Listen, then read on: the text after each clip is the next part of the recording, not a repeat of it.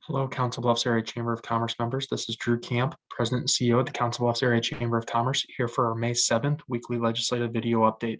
We are a week past the targeted adjournment of April 30th for the 2021 legislative session, and we do anticipate there still being several weeks left in this session, largely due to the fact that there's still much to work out on the budget appropriation side, but also the tax side. Kind of jumping into the primary issue, which is the tax side, there are some disagreements and some things that have to get worked out with the appropriations process as well with the 10 or 11 appropriations bills that both sides have to come to agreements on to send to the governor. But the tax issue and tax bills are really the ones that are kind of sticking points right now. And what we saw this week is the governor proposed on Wednesday a compromise package that is in line with what the Senate is looking for. The House has put together a different proposal of their own with some similarities, but some differences, like not including manufacturing 4.0, not including mental health and property tax backfill phase out. So there's some things that we like in both bills, but we have kind of pushed and gotten behind the Senate bill because of some of the provisions that are included in it. But that said, we are still working on some provisions within there to try to see if we can strip them out. And I'll touch on that in just a little bit. So, in the tax proposal that the senator proposed on Wednesday, that's in unison with the Senate, there were some things we liked and some things we didn't like.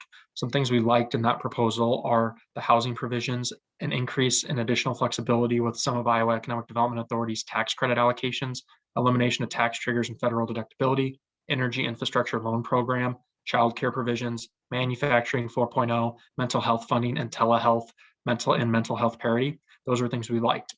Some things we didn't like were the fact that it did strip down the high quality jobs tax credit cap from 105 million to $70 million.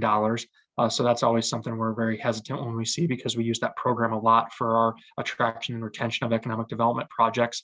But also, and the biggest thing we really saw in there that was caught our ire was the phase out of the property tax backfill. That's really a big issue here locally and throughout the state. As here locally, between the city, county, and the school districts, it's about $3.5 to $4 million in property tax impact, and that means it's about, for example, 3.77% of the city budget or property tax with regards to property tax. So that's something that is definitely notable. The mayor has noted that he's done a pretty good job noting that, as has our other partners in the county and the school districts, to really make sure that we knew the impact it would have on their bottom line. And that's always a concern because anytime you see a decrease like that, unless they're made whole somehow by some other provision within the bill, which the schools are in this position, but not the cities and the counties, that's something that's concerning because then it may get shifted back onto the taxpayers. So that's something we're always watching, and we're having conversations to see how that can potentially be dealt with as we look for the last compromise between the Senate and the House and the governor on that tax proposal. Another thing that we're really watching pretty closely is within that package is within the tax credit conversation, excuse me, the tax conversation, is the fact that the House did include an extension of the targeted jobs tax credit withholding program. That's something that we use here in Council Bluffs. Sioux City uses it. They can also use it in Fort Madison, Burlington, and one other community, I believe, in the state. But that's something that's been very beneficial to us as we've worked with attraction and retention projects, and Paula and Advanced Southwest Iowa and others, as they've worked on projects, have been able to utilize that to bring companies here or keep them here for retention projects. So we are trying to work with the Senate to see if that is something they would find amenable in the final agreement to include that targeted job withholdings program as the House has proposed. They would extend it for 5 years, and that's what we're seeing if they would be willing to do as well, because that's an important program that's had a good impact here within the community. We also continue to want to see the final appropriation for broadband. The thought is it'll be about $100 million, which we're supportive of. That ties in with manufacturing 4.0, which is another one of our priorities. So we're happy to see that.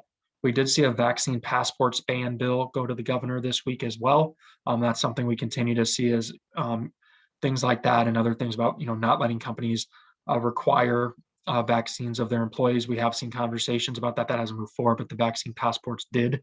But really, as I mentioned before, the biggest sticking point right now to get us to the end of session is really coming to terms and an agreement between the Senate and the House, and then ultimately the governor's office with tax provisions, and then also obviously the appropriations bills.